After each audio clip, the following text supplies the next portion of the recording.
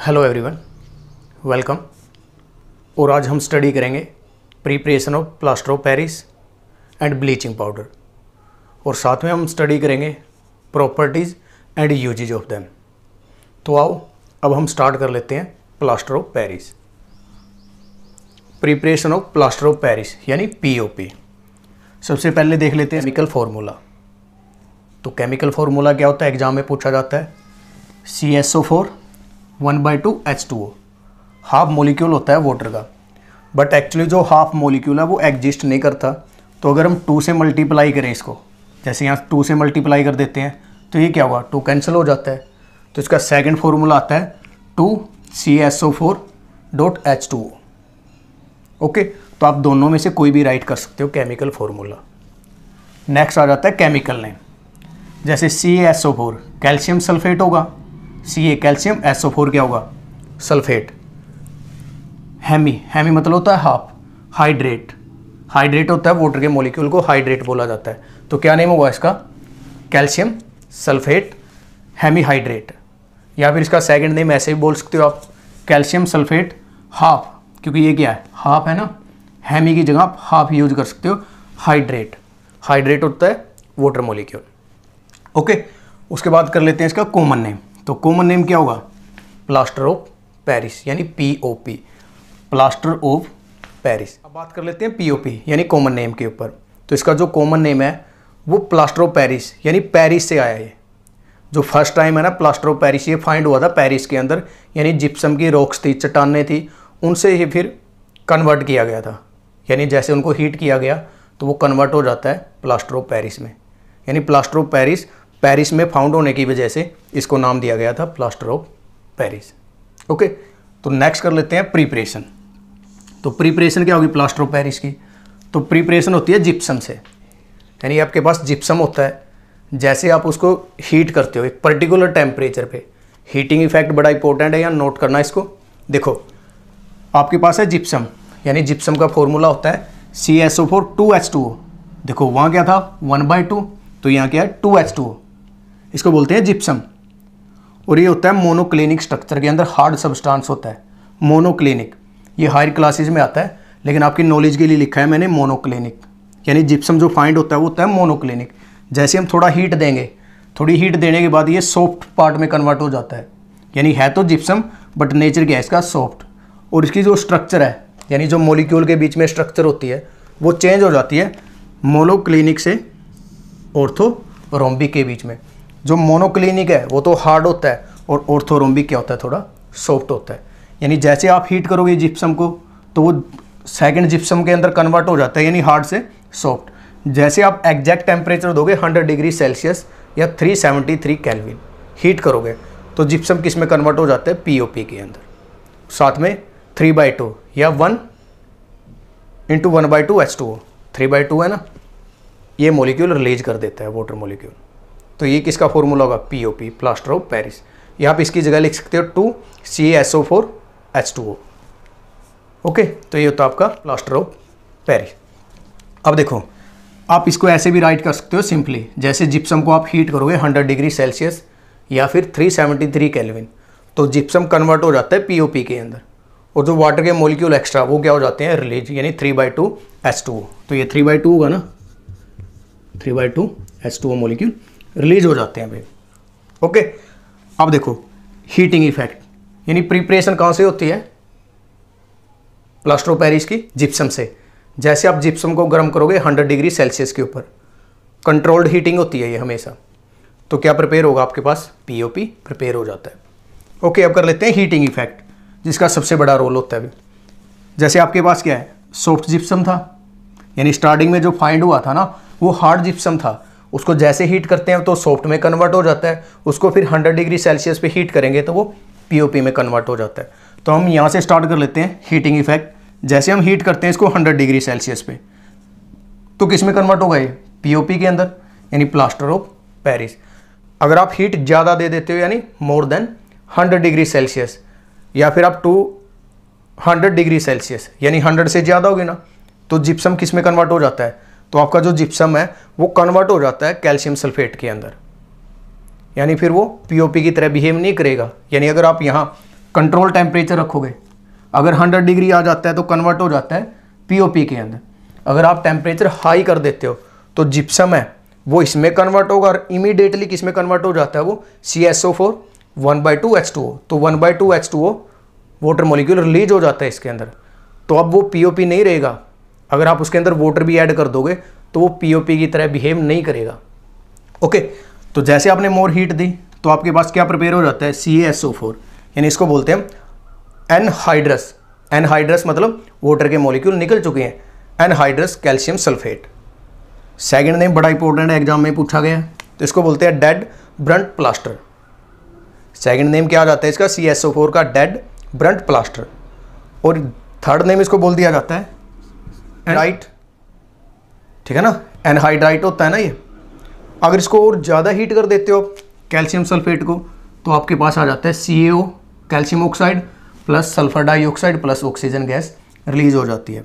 लेकिन जनरली आपके यहाँ तक एग्जाम में आता है, ठीक है ना। पूछा गया क्वेश्चन है, अगर आप जिप्सम को बहुत ज़्यादा हीट दे देते हो यानी मोर देन 100 डिग्री सेल्सियस तो क्या सब्सटेंस की फॉर्मेशन होगी, तो किसकी फॉर्मेशन होगी, एनहाइड्रस कैल्शियम सल्फेट की फॉर्मेशन हो जाती है वहाँ, और ये अब बिहेव नहीं करेगा as a POP.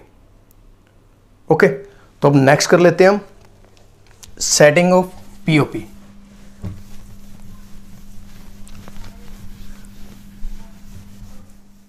Now setting of POP. अब देखो सेटिंग ऑफ पीओपी का मीनिंग क्या होता है।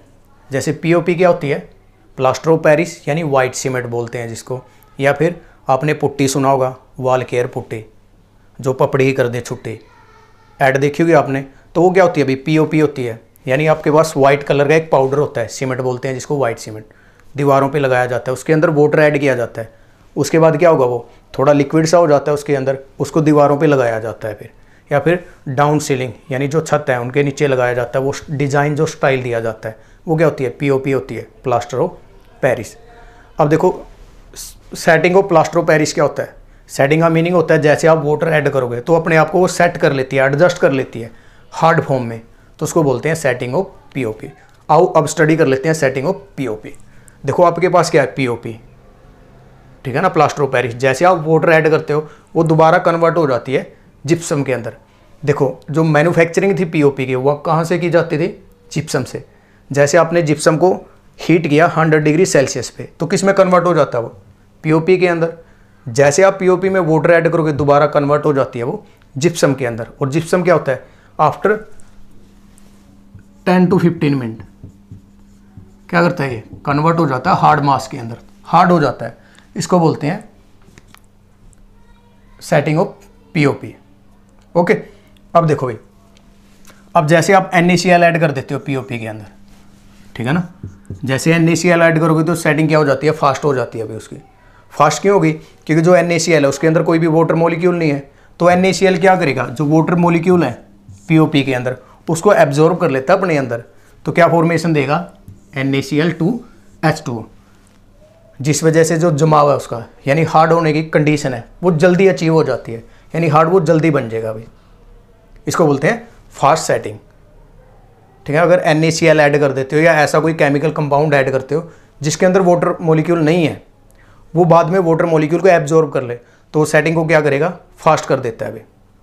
ओके, अगर आप ऐड कर देते हो उसके अंदर पोटासियम या फिर बोराक्स, पोटासियम का फॉर्मूला क्या होता है, K2SO4.Al2SO4 thrice dot 24H2O, double salt होता है, ये हम स्टडी कर चुके हैं ऑलरेडी। या फिर बोराक्स, बोराक्स क्या होता है, Na2B4O710H2O। तो इनके अंदर दोनों के अंदर नोटिस करो क्या है, वाटर मॉलिक्यूल है। अब जैसे आप ऐड कर देते हो इन दोनों को या किसी एक को पीओपी के अंदर, तो उससे क्या होगा, जो इनकी सेटिंग है वो क्या हो जाएगी, स्लो हो जाती है, यानी हार्ड बनने की टेंडेंसी स्लो हो जाती है। अगर ये मान लो 5 मिनट में हार्ड बनेगा तो ये कितने मिनट में हार्ड बनेगा भाई, अप्रोक्सीमेट 30 to 50 मिनट के अंदर या इससे ज़्यादा। क्यों, क्योंकि आपने वाटर के मॉलिक्यूल और ज़्यादा ऐड कर दिए इसके अंदर वाटर मॉलिक्यूल है ना, तो इस वजह से जो इनकी हार्ड होने की टेंडेंसी है वो क्या हो जाती है, स्लो हो जाती है। ओके, तो पीओपी को याद रखना वाइट सीमेंट की फॉर्म में या फिर वॉल केयर पुट्टी होती है जो। ओके, तो इसी बेस पे हम कर लेते हैं प्रॉपर्टीज। देखो हमने स्टडी किया पीओपी क्या होती है, कैसे उसको मैन्युफैक्चर किया जाता है, यानी उसको मैन्युफैक्चर किया जाता है जिप्सम से। जिप्सम को जैसे 100 डिग्री पे हीट करोगे तो वो पीओपी में कन्वर्ट हो जाता है, जैसे वाटर ऐड करोगे वो दोबारा फिर जिप्सम में कन्वर्ट हो जाता है। ओके, अब देखो पीओपी इज वाइट पाउडर, तो वाइट सीमेंट देखी होगी तो क्या होगा, वो वाइट पाउडर होता है। जैसे आप वाटर ऐड कर देते हो तो किस में कन्वर्ट हो जाता है, वो हार्ड मास के अंदर कन्वर्ट हो जाता है, यानी हार्ड सबस्टांस के अंदर कन्वर्ट हो जाता है। थर्ड प्रॉपर्टी क्या है इसकी, after setting POP expand its volume. जैसे मान लो जैसे वो हार्ड हो जाता है तो अपने वॉल्यूम को थोड़ा एक्सपेंड कर लेता है वो। जैसे मान लो मेरे पास मार्कर है और मैंने इसके ऊपर पीओपी लगा दी तो क्या होगा, कुछ देर बाद वो थोड़ी एक्सपेंड हो जाती है। अब मैं इसको ईजिली बाहर निकाल लेता हूँ तो इसकी एज इट इज स्ट्रक्चर तैयार हो जाती है ना उसके अंदर, पीओपी के अंदर। अगर वो मान लो वॉल्यूम एक्सपेंड नहीं करेगी तो वो तो इसकी चिपकी रहेगी बिल्कुल, तो आप अलग कैसे करोगे, अलग कैसे होती है, अपने आप हो जाती है। वो थोड़ा सा वॉल्यूम इंक्रीज कर लेती है, ऐसे यहाँ से वॉल्यूम थोड़ा इंक्रीज होगा जिस वजह से आसानी से ये बाहर निकल जाता है। तो पीओपी जैसे हार्ड में कन्वर्ट होगी तो अपने वॉल्यूम को एक्सपेंड कर लेती है। ओके, एक पॉइंट और देखो, plaster of Paris should be stored in moisture proof container. आपने देखा होगा वाइट सीमेंट लेके आते हो, बिल्कुल वो प्लास्टिक बैग यानी पॉलीथीन बैग के अंदर कवर होती है, उसमें कोई भी होल नहीं होगा। आपने सिंपल सीमेंट देखी होगी, वो क्या बाहर निकल आती है, कोई दिक्कत नहीं है। बट जो वाइट सीमेंट होती है ना, वो पॉलीथीन बैग में आती है, हमेशा छोटे छोटे बैग आते हैं, ठीक है, पीओपी के। मॉइस्चर प्रूफ कंटेनर में रखा जाता है। क्यों रखा जाता है, सेम यही रीजन होगा, क्योंकि वाटर के मॉलिक्यूल के साथ इजीली रिएक्शन कर लेगी और हार्ड सब्सटेंस क्रिएट कर लेती है, जिस वजह से फिर वो यूजलेस हो जाती है अभी, ठीक है ना। अगर उसके अंदर होल भी हो जाता है छोटा मोटा, या आप ऐसे कंटेनर में या ओपन में रखो उसको, तो वो वाटर मॉलिक्यूल के साथ, या बाहर रखो उसको, वो क्या करेगी, वाइट सीमेंट है वो रिएक्शन कर लेती है मॉइस्चर के अंदर, या मॉइस्चर से रिएक्शन करेगी, वाटर मॉलिक्यूल से रिएक्शन करेगी, और जिस वजह से वो कन्वर्ट हो जाती है दोबारा जिप्सम के अंदर। अब दोबारा फिर ये कन्वर्ट करनी मुश्किल हो जाती है, यानी यूजलेस हो जाती है हमारे लिए। इस वजह से इसको रखा जाता है मॉइस्चर प्रूफ कंटेनर के अंदर। ओके, तो नेक्स्ट कर लेते हैं हम use. Now uses of POP. First uses for making toys, pottery and cheap ornaments, यानी टॉयज वगैरह बनाने के लिए या कोई भी ऑर्नामेंट्स है, कोई स्ट्रक्चर बनाने के लिए पीओपी का यूज करते हैं। ओके, दूसरा for second use for covering the walls and roof for making design. जैसे वॉल है, वॉल केयर पुट्टी आपने सुना होगा, जो पपड़ी कर दे छुट्टी, तो वो वॉल केयर पुट्टी पीओपी की होती है। या जो छतों पे डिज़ाइन दिया जाता है, पीओपी बोलते हो आप, जैसे भी पीओपी करवानी है या पीओपी बहुतों ने करवाई होगी आपके घर के अंदर, तो वो क्या होती है, पीओपी यानी प्लास्टर ऑफ पेरिस ही होता है वो। ओके, थर्ड आता भी सर्जिकल बैंडेज, यानी कई बार हड्डियाँ टूट जाती हैं जैसे हैंड या लेग्स के अंदर, तो क्या होता है, आपने वाइट प्लास्टर देखा होगा चढ़ा हुआ, तो वो क्या करता है, उन हड्डियों को दोबारा जोड़ देता है या उनको स्ट्रेट कर देता है, तो उसमें भी हम यूज करते हैं plaster of Paris. Okay, in laboratory, तो लेबोरेटरी के अंदर भी इसका यूज होता है। क्या यूज होता है, जो एयर टाइट कंटेनर बनाने हैं तो उसके अंदर भी इसका यूज किया जाता है, ठीक है ना। In laboratory for ceiling air gaps, air gaps को फिल करने के लिए, ताकि एयर पास ना करे उसके अंदर से। ओके, तो फिफ्थ यूज क्या होता है, for making fire proofing material. जो वाइट सीमेंट है, देखो दो तरह की सीमेंट देखी होगी आपने, एक तो वाइट होती है, एक दूसरे कलर की देखी होगी।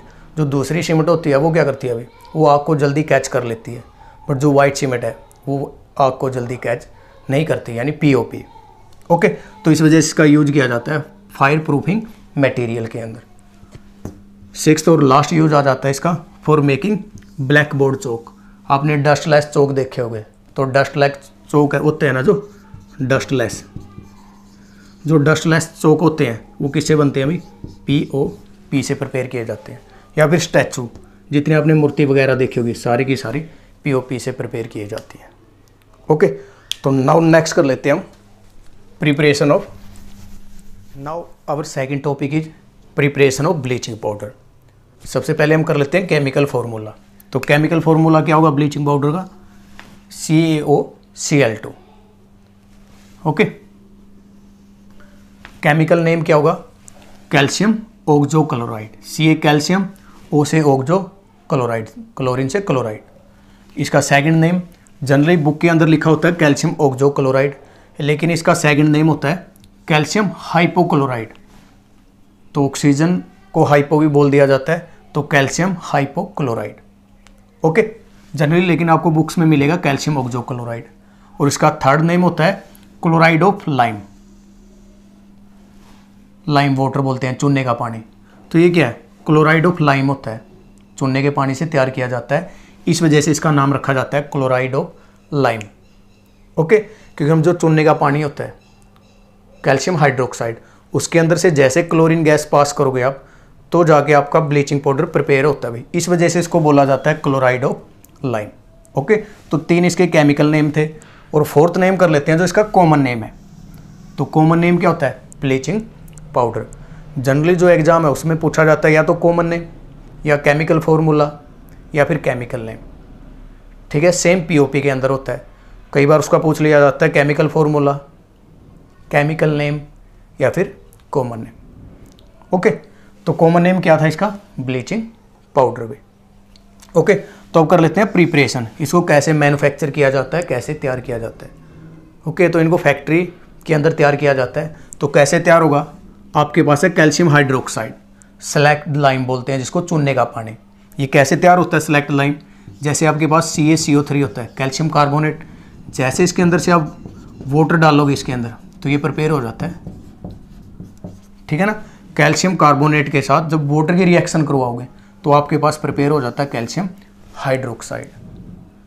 ओके, अब जैसे आपके पास सेलेक्ट लाइम है, उसके अंदर से क्लोरीन गैस पास करोगे एक सिस्टम के अंदर, एक प्रोसेस के दौरान। जैसे क्लोरीन गैस पास की तो वो कन्वर्ट हो जाता है कैल्शियम ऑक्सोक्लोराइड में, यानी bleaching powder plus water create हो जाता है उसके अंदर। ओके, और इस प्रोसेस को बोला क्लोर एल्कली प्रोसेस।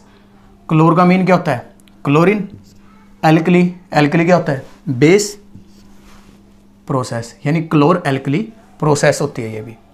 ओके भाई, अब देखो ये प्रोसेस 2 वे से हो सकती है, एक ओल्ड प्रोसेस थी और एक हमारे पास न्यू प्रोसेस। तो ओल्ड प्रोसेस है उसको नाम दिया जाता है हसन क्लेवर प्रोसेस या हसन क्लेवर प्लांट।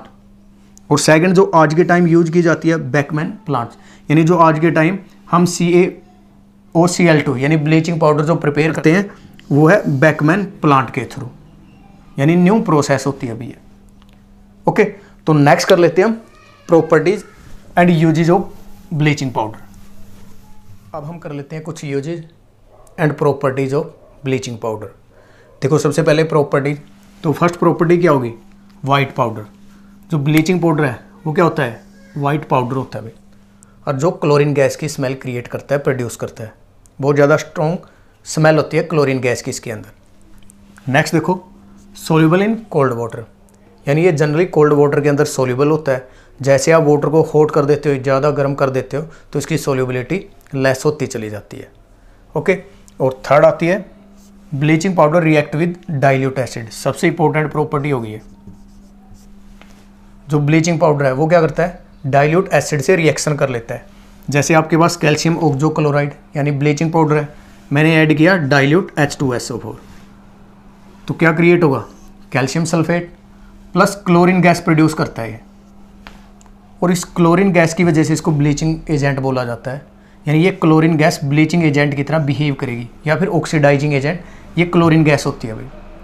ओके, अब देखो ये अगर मैं डाइल्यूट HCl के साथ रिएक्शन करूँगा तो क्या प्रोड्यूस होगा, calcium chloride, water plus chlorine gas. यानी जब भी आप ब्लीचिंग पाउडर की रिएक्शन करवाओगे डाइल्यूट एसिड के साथ तो क्लोरीन गैस प्रोड्यूस होगी, और वो क्लोरीन गैस वर्क करती है एज ए ब्लीचिंग एजेंट, और इसी गैस की वजह से इसको बोला जाता है ब्लीचिंग पाउडर। ओके, जैसे हमने स्टार्टिंग में की थी प्रिपरेशन, कैल्शियम हाइड्रोक्साइड था आपके पास, जैसे आप क्लोरीन गैस पास करते हो तो किस में कन्वर्ट होगा, कैल्शियम ऑक्सोक्लोराइड के अंदर कन्वर्ट हो जाता था ना, तो ये था हमारा प्रोडक्ट। अब जैसे ही आप कैल्शियम ऑक्सोक्लोराइड अगर ड्राई स्टेट में यूज़ करना होता है हमेशा, ये भी अगर आप इसको कोल्ड या फिर हॉट उसको यूज़ करते हो तो आपका प्रोडक्ट भी चेंज हो जाता है। हमेशा जब भी आपको ब्लीचिंग पाउडर प्रिपेयर करना पड़ेगा तो ड्राई कैल्शियम हाइड्रोक्साइड यूज़ करना होता है। ओके, अगर आप इसको कोल्ड या हॉट ले लेते हो या इसके अंदर मॉइस्चर है और एक बिल्कुल ठंडा है तो आपका प्रोडक्ट क्या हो जाता है, चेंज हो जाता है भाई। ओके, अब देखो, अब ब्लीचिंग पाउडर इसकी वजह से नहीं बोला जाता, इसको इस गैस की वजह से बोला जाता है, क्लोरीन बाद वाली गैस। जैसे रिएक्टेंट में तो क्लोरीन है, इसकी वजह से नहीं बोला जाएगा, इसकी वजह से बोला जाता है। ये प्रोड्यूस करती है क्लोरीन गैस रिएक्शन के बाद, इस वजह से ये क्या है, ब्लीचिंग पाउडर है। ओके, तो कपड़ों में जो कलर वगैरह उतारना होता है तो वो क्लोरीन, इस क्लोरीन गैस की वजह से होता है। ओके, तो ये थी इसकी प्रॉपर्टी। नेक्स्ट कर लेते हैं हम यूजेज। तो कुछ यूज है इसके, ब्लीचिंग एक्शन के तौर पे कॉटन से या वूल हो तो उसके ऊपर ब्लीचिंग एक्शन यानी फॉर ब्लीचिंग। उसके बाद प्योरिफिकेशन ऑफ ड्रिंकिंग वाटर, यानी जो क्लोरीन गैस होती है, ये क्लोरीन गैस ये क्या करती है, जो जर्म हो गए यानी जो बैक्टीरिया होता है या कोई भी जर्म्स हो गए वाटर के अंदर, उनको किल कर देता है। ठीक है ना, तो प्योरिफिकेशन ऑफ ड्रिंकिंग वाटर में भी इसका यूज किया जाता है। ओके, थर्ड आता है मैन्युफैक्चरिंग ऑफ क्लोरोफॉर्म। क्लोरोफॉर्म होती है CHCl3, तो इसकी मैन्युफैक्चरिंग में भी क्लोरीन का यूज किया जाता है। ओके, जैसे आपके पास क्या है, मीथेन है, उसकी रिएक्शन करवाते हैं आप क्लोरीन गैस की, तो आपके पास प्रिपेयर हो जाता है CHCl3। आगे रिएक्शन लगती रहती है, काफ़ी लंबी प्रोसेस है, तो ये प्रोडक्ट तैयार हो जाता है। नेक्स्ट आता है ऑक्सीडाइजिंग एजेंट इन लेबोरेटरी। तो ऑक्सीडाइजिंग एजेंट के तौर पे भी बिहेव करता है लॉन्ड्री, जितने भी कपड़े वगैरह वॉश करने हैं लॉन्ड्री के अंदर, तो as a bleaching agent bleaching powder use किया जाता है। जैसे कई बार आपने सुना भी हो, अगर के अंदर ब्लीच लेके आना होता है, यानी कई कपड़ों में ज़्यादा स्ट्रॉन्ग दाग लग जाते हैं, तो आप क्या करते हो, फिर ब्लीच करवाते हो उनको। लेकिन ब्लीच का नुकसान भी होता है, ब्लीचिंग का क्या होता है, जो कपड़ों में कलर होता है, जो परमानेंट कलर है, उसको भी ख़त्म कर देता है वो, यानी दाग को तो ख़त्म करेगा लेकिन परमानेंट कलर को भी ख़त्म कर देता है ये। ओके, दूसरा लास्ट यूज इसका किया जाता है वूल अनश्रिंकेबल, यानी जैसे वूल आपको देखा होगा बड़ी स्मूथ होती है, वो फैलती रहती है, ओपन सी होती है वूल, लेकिन वो ओपन किस वजह से होती है, वो ओपन होती है ब्लीचिंग पाउडर की वजह से। अगर ब्लीचिंग पाउडर यूज ना करें तो बिल्कुल श्रिंक कर जाती है वो वूल। ठीक है, तो वूल अनश्रिंकेबल, इस प्रोसेस के लिए भी हम यूज करते हैं ब्लीचिंग पाउडर का। ओके, तो आज का ये था आपका topic. Thank you, have a nice day.